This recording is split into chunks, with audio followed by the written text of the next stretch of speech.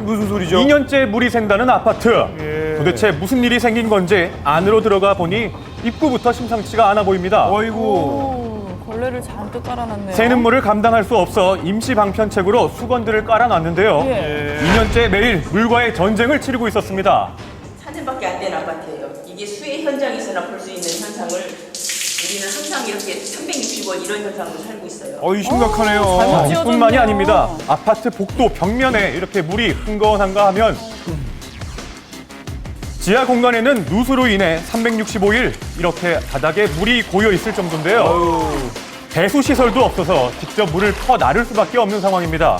문제가 심각합니다. 심지어 엘리베이터 문을 열고 안을 들여다 보니 바닥에도 물이 고여 있고요. 배선 시설이 많다 보니 안전사고는 물론 화재의 위험까지 도사리고 있었는데요. 위험하기까지 하군요. 절대 물이 있으면 안 됩니다.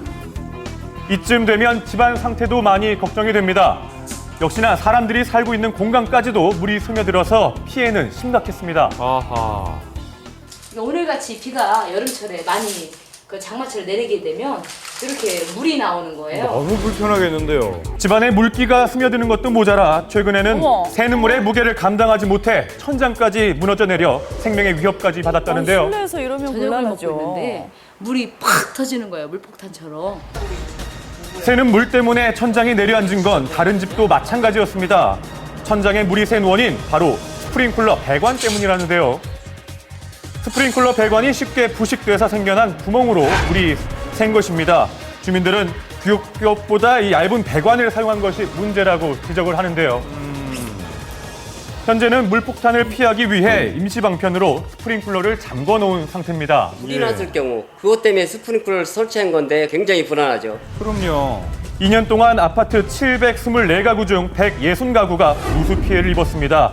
60여 가구는 아직도 보수가 되지 않은 상태. 주민들은 설계 도면대로 지어지지 않은 것이 원인이라고 주장하고 있는데요. 시공상에 문제가 있으니 이러한 내역들에 대해서 조치를 하라. 근데 현재까지 전혀 반응이 없습니다. 이 시공사 입장을 들어봐야겠는데요. 시공사 측에서 하자고 책임이 있으니까요. 빠른 기한 내에 좀 인력 투입을 해서 조치하는 걸로 그렇게 속적으로 좀 하고 있는 상황입니다. 하지만 계속 보수가 미뤄지자 주민들의 걱정은 점점 커져만 가는데요. 예. 제일 염려가 되고 공포스러운 거는 이 누수 현상이 현재 진행 중이라는 거예요. 어떤 세대에서 얼마만큼 더 많은 세대들이 터질지 이건 아무도 알 수 없는 거예요. 하루빨리 문제가 해결돼 더 이상의 추가 피해가 없기를 바랍니다. 아이들을 위한 놀이용 종이집이 오히려 아이들의 안전을 위협하고 있습니다. 아이고. 최근 엄마들 사이에서 인기를 끌고 있는 놀이용 종이집. 아이들이 자신만의 공간을 만들어 정서 함양에 좋다고 하면서 아이와 엄마들에게 반응이 아주 뜨거운데요. 네. 그런데 이 종이집 때문에 아이가 다치는 사고가 발생하고 있습니다. 어떻게 다친 어떻게 된 거죠? 일일까요? 그저 평범해 보이는 종이집이 한순간에 위협적으로 돌변했다는데요. 절단면이 얼굴 이렇게 눈 아래쪽에 이렇게 긁혀가지고 여기서부터 아이고. 여기까지 다 긁히고 종이에 조금만 베는 위쪽을 사고군요. 다쳤더라면 실명까지 될 수 있었다는데요. 2달이 지났지만 아직도 상처가 남아 있습니다. 아이는 종이집을 드나들다가 문에 얼굴이 부딪히며 긁힌 것인데요. 아하. 절단면을 만져보니 제대로 마감 처리가 되지 않아 절단면이 매우 통마취처럼 거칠었습니다. 굉장히 날카로워요. 종이집 문과 창문에 절단면이 노출돼 있어서 아이들이 드나들며 긁힐 위험이 높을 것 같았는데요. 예. 그렇다면 이 절단면의 위험성 어느 정도일지 절단면에 단단한 채소와 과일을 긁어봐니 그렇게 상처가 나는 것을 볼 수 있습니다. 예. 그만큼 날카롭다는 거죠. 그런데 안전하다며 안전 인증 마크까지 받은 상태인데요.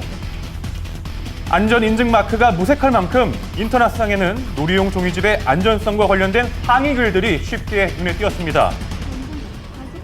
해당 제조업체를 찾아가 입장을 들어봤는데요. 정해진 규정 안에서 제품을 만들어서 이상 없다는 그 제품을 어떻게 사용하느냐에 따른 소비자 과실 구성이 있다고 보거든요. 자, 제품 설명란에 주의사항을 저렇게 고지할 만큼 제조업체 측에서도 그 위험성에 대해서는 주의를 인지를 누가 하고 해야 되는데 있는데요. 애기가 해야 되잖아요. 애기가 어떻게 주의를 해요. 3세 아이한테 사용자 과실이라는 표현을 쓴다는 게 좀 말이 됩니까? 장난감은 아이들이 마음 놓고 안전하게 가지고 놀 수 있도록 제작돼야 할 것입니다. 그럼요. 앞으로는 좀 더 엄격한 기준으로 아이들이 안전하게 놓을 수 있기를 바랍니다.